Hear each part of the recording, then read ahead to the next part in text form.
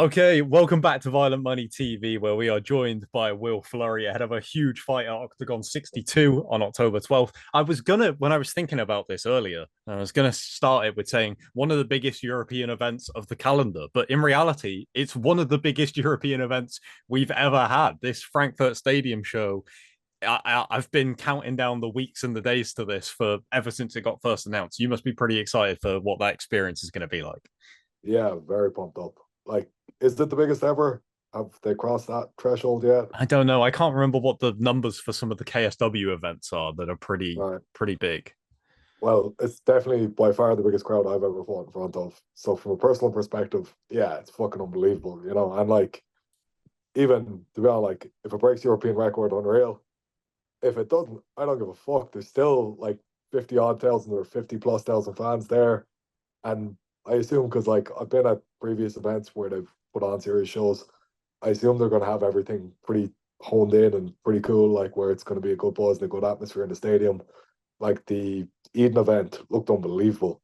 The atmosphere there looked fucking savage. I was sick and I wasn't there, to be honest. And like I assume it'll be similar enough buzz. So yeah, very, very excited about that, man. Yeah, and obviously, it's cool to be on one of these cards anyway. But in a fight that is this significant for the division, a number one contenders matchup at light heavyweight, it's like, of course, you want to be in these fights, but this is the perfect stage for a fight like that. It's gonna add, I feel like, so much more like stakes to it. It's gonna feel huge when you guys are walking out. Yeah.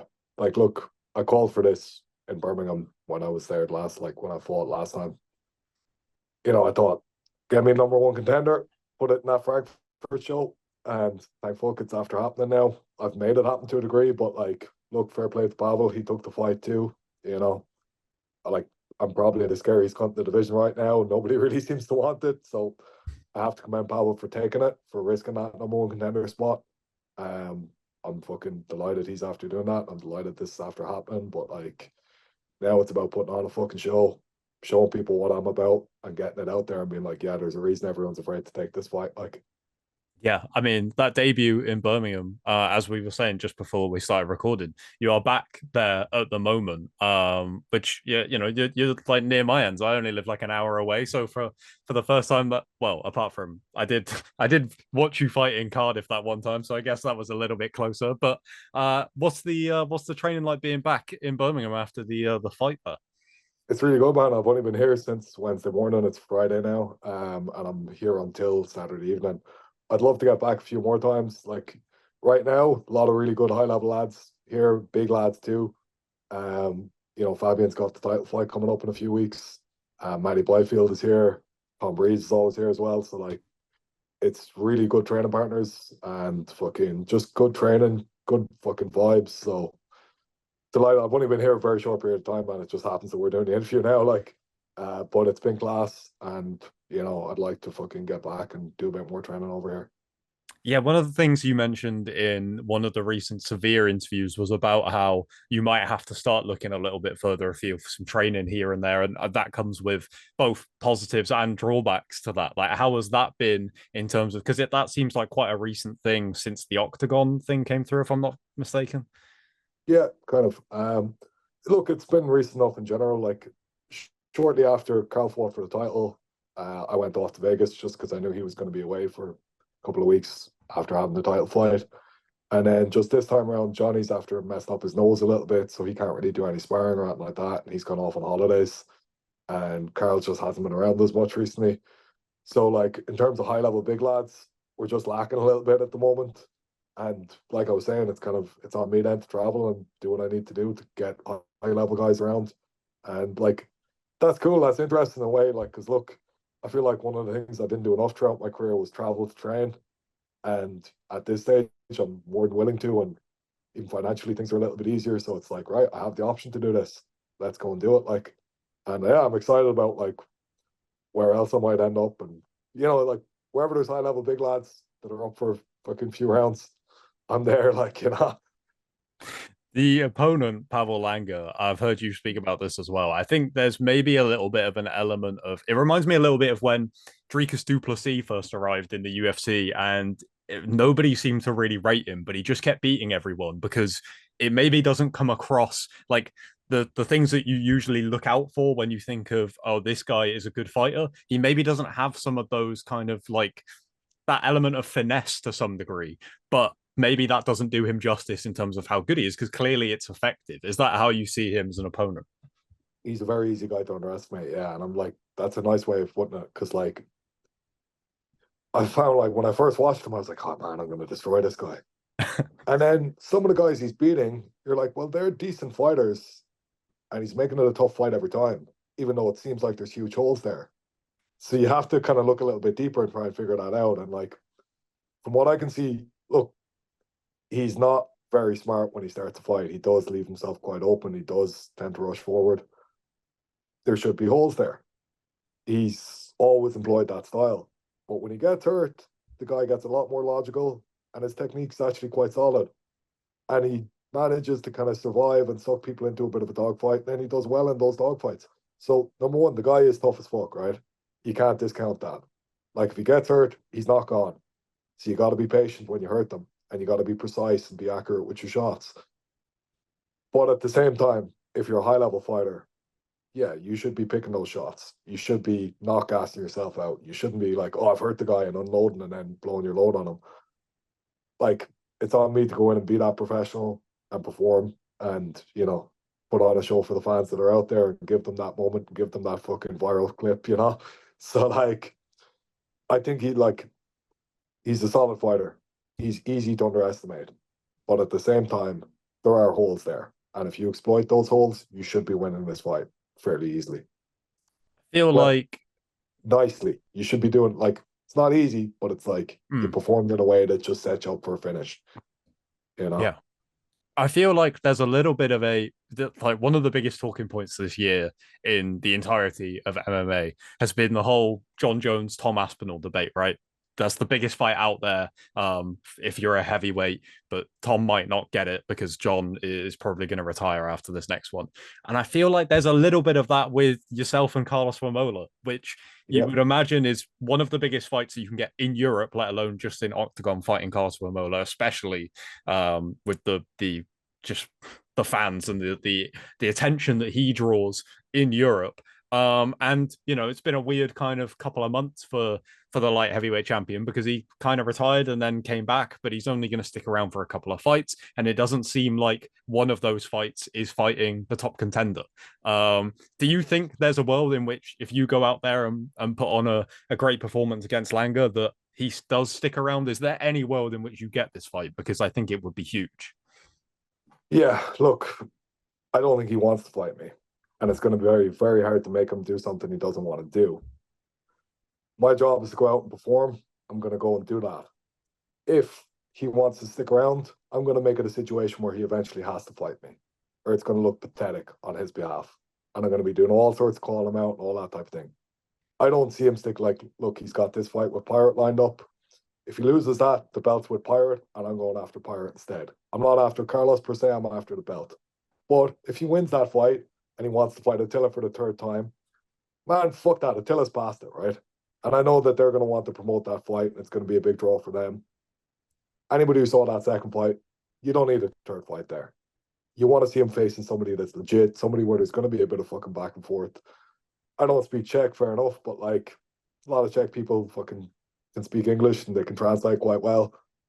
I think that'd be an amazing build up. I think we'd have a lot of fucking crack doing it. I think it'd be a lot more interesting than the third Attila fight. It's up to what Octagon want to do. All I can do is put myself in the best position possible for that. But like, I don't need Carlos at the end of the day. If that's happening, amazing.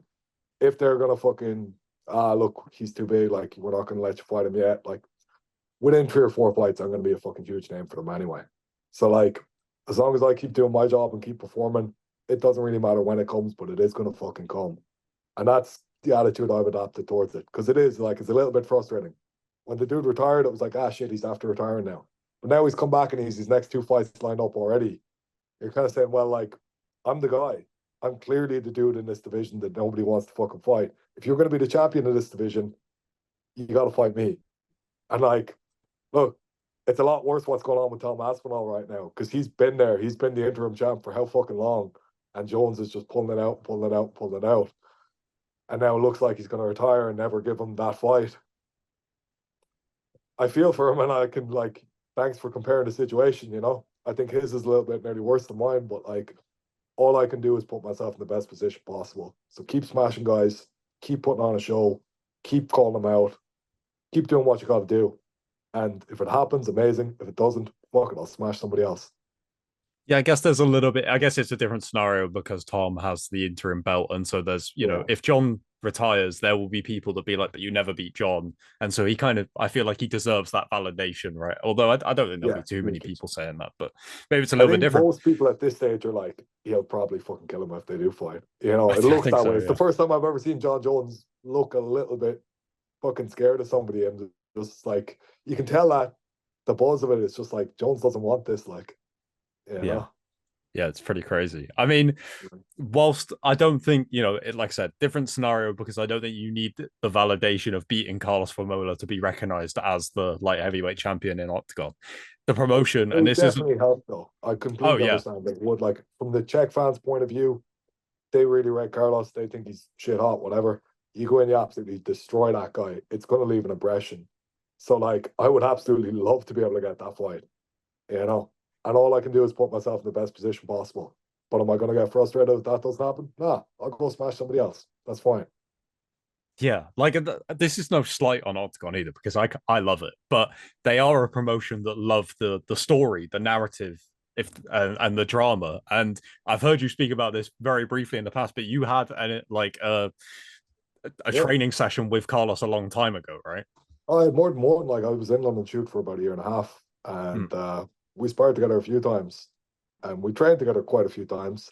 But one particular day, we were sparring, and it was like all spars there were pretty fucking intense and pretty hard. But like, I was doing quite well, and he just landed one huge shot and fucking caught me on a single leg after landing the big shot.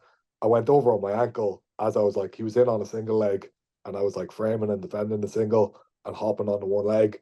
My ankle went out from under me because he'd landed a pretty fucking good shot right before that, in fairness. And it was a bad one. Like, my like big fucking crunch pop, whatever. ATFL gone, fully ruptured, whatever, like, you know. And I'm there on the ground. I'm like, fuck, because it was one of those that just hurt straight away. And I think I'd say a few of the bones had moved and all that sort of shit. Anyway, I'm on the ground for a good while. Cut never comes over and it's like, you all right? What's the crack? None of that shit. Like, so I was always just like, prick. And if we ever got the chance to fight, I'd like, you know, I saw when he was getting bigger and bigger with Octagon, and after he'd fucking kind of built his career up there, I was like, he'd be a nice one to get. So from my point of view, yeah, there's definitely a narrative there if they want to promote that narrative. And like, I think as well, at this stage in his career, you can see he's just looking for cashing in. He's like pretending he's this fucking high level dude, but he's, like, he's got that old man attitude. And I think like too many guys in the sport are getting away with that shit. And it's like, look, I'm not that fucking young either, but I'm going for it. And I'm trying to be like the absolute fucking best in the world at this stage. And like, if you're not doing that, why the fuck are you still here? So in a way, I nearly feel more determined about exposing that than like settling some grudge from fucking, it's over 10 years ago now, that shit. But like, okay, that matters to me. But it's also like, here, you're stopping some other young lad that I was when I was like fucking a lot younger than this, getting an opportunity. And you're hanging around and you're not the best guy. You're just the easiest to promote because you've already built a name. And there was a lot of that when I joined in with Bellator. They wanted to keep the guys who were up there already up there. And you were never really going to get a shot at that. And it fucks your career up. So it's like, right, if I'm going to be the champ in this division, I'm going to fight any up and coming guy. Like, if there's a 22-year-old who's shit hot and he looks like a fucking tank and nobody's going, right, quote me on this, put this up in fucking 2 years' time if I ever am in this position where I'm not fighting that dude, but I will fucking fight that guy. You know what I mean? Unless there's like some way more obvious fight that you should take or whatever. But like, you got to fucking fight the best guys. That's why you're the champion. And if you're not willing to fight the best guys, you're not the fucking champion. Yeah, I feel like on that point, to round this out, it feels like I remember speaking to you, I believe it was ahead of the PFL debut, which I don't even know how long ago that was now, like over 2 years, right? August 22, so yeah, just over 2 years ago. Yeah. And at the time, it really felt like you were looking for a place, like a new home to really kind of bed in, get a run of fights under your belt, and really prove that you belong at that top level, at least in Europe, and then go on to bigger and better things. And it feels like we've gone here, there, and everywhere. And now Octagon, it feels like when we first heard about that you were signing there, it was like, oh, this is perfect because not only do they have the divisions and the like stature already in place, like this promotion isn't going anywhere, you're not going anywhere because you're already inserted into this, the top five, the top echelon of the division. It definitely feels like it. I don't want to put words in your mouth, but does this feel like the most kind of foundations you've had in a promotion for some time? Because it really feels like from here now you can properly start building towards what you've been trying to build towards for a long time. Yeah, because look, there's a narrative, like you said earlier. Every fight means something. Hmm. So, like, my fight against Gore, the debut fight, it was like this guy coming in, he's talking a lot of shit, he's saying a lot of things about himself. Let's see if he can go and prove it. I did, I went and proved it. Now it's like, okay, we're putting him up against the number one contender. Let's see, can this guy go and do it? Yeah, I'm gonna go and fucking do it, right? Now it's gonna be, all right, he's looking for the belt. Who's it gonna be for the belt? That type of thing. But there is like one thing that Octagon are really actually fucking good at. I'm not just licking their hole because I'm with them now. I've always thought like these lads build a story. It's like Christian Youngworth. Like I'm invested in Christian Youngworth's career, even though the dude's not the best fighter I've ever seen. I give a fuck about what his next fight, just because like I know the character, I know the fucking background, I know all the buzz around it. And you're like, yeah, fuck it. Actually, it's interesting. Like, and I feel like that's what a lot of promotions are missing right now, where they're kind of promoting you as this bland, generic. Like, look, from a fucking Irish point of view, I know Kieran Clark and Derek Kelly really well. Yeah, they both fought last weekend, both undefeated, really high level fighters, class people, like great humans. Fuck all of their story gets out there though. Like Kieran's from Drogheda. Drogheda is a really like it's not a good place to be living in Ireland right now. There's huge drug problems there. There's all sorts of shit going on with gangs and whatever. And Kieran lives in the same estate as a lot of lads who've been involved in that stuff. He just went a totally different way in life. Just fucking kept his head down, kept working his arse off. And like, that's a fucking genuinely inspirational story. And I've seen it firsthand. And yet, like, I feel like Bellator don't capitalize on that at all. And there's such a good story there, and there's such a good narrative. And Derek Kelly, he's from like the Inishowen Peninsula up the top of Donegal, which is this like really strong identity area in Ireland. Like Octagon would be all over the likes of that. They'd be up there with a film crew and they'd have like a little background story on it all, and you'd see what it is and how remote it is and how far away from Dublin it is. And the guys coming down to Dublin to train. It's interesting. Hmm. Like the real story there is fucking very interesting. And if you can give people a little taste of that, they'll buy into a guy. And that's what Octagon do quite well. And look, like my fucking story, yeah, there's a lot of interesting shit there. It's probably a little bit more complicated than a lot of the lads, but like it's definitely not fucking bland. And I feel like Octagon will do a decent job of showing that. And that they show what you actually are to a degree as well, which is just fucking generally more interesting. Because I feel like a lot of the promotions these days are putting you out there as this bland, blah blah blah, Will Fleury, and you're like, man, you know, I'm this. This is who I am. Will fucking Fleury is the guy, like, you know what I mean? I'm this mad cunt. Like, just go and show people that. If they buy into it, great. If they don't, fuck them. And I feel like as long as it's real, most people will actually either love you or hate you, but they know what you are and they're invested to a degree. Whereas if you make everyone bland as fuck, how the fuck do you give like I've seen really high level guys fight on Bellator cards and PFL cards and just be like, yeah, that guy's quite good. But I don't care about his next fight. And like I'm the athlete, I'm the guy watching as in like breaking them down technically, doing whatever. But I need a little bit of narrative too. I'm more like I'm watching it as in like I don't feel invested in these fights at all. I'm watching them from a completely technical point of view. And it's just not like it doesn't resonate with you emotionally. So the thing Octagon do really well is they create some bit of an emotional resonance where you give a fuck about the fight because you know that guy, you know that guy. Even the time I was over in Austria for the press conferences, like before the guys come out, they play a little fucking clip of each guy. So even when you don't know the fucking guy about the fight, now you do just a little bit. And it was actually me and Derek Kelly sitting there, and we were kind of like, I'm for that lad. And he was like, the other guy. And if there's a little bit of a buzz, you're a little bit more invested than you would be otherwise. So I think they do that very well, yeah. Absolutely. I feel like Octagon could clip that whole thing and just whenever they're going to sign a sponsor, just send them that clip and go, this is what Probably we do. cursed far too much. Yeah, maybe. But hey, as you said, they show you for what you are. You are Will Fleury, and you're not changing that anytime soon. I appreciate your time as always, Will. It's good to chat to you, and yeah, Awesome. stoked for this fight as always.